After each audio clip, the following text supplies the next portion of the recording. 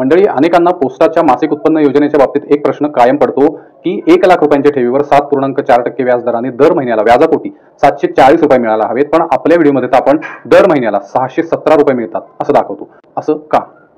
तर हे आपण एका छोट्याशा आकडेमोडीद्वारे आज समजून घेऊया.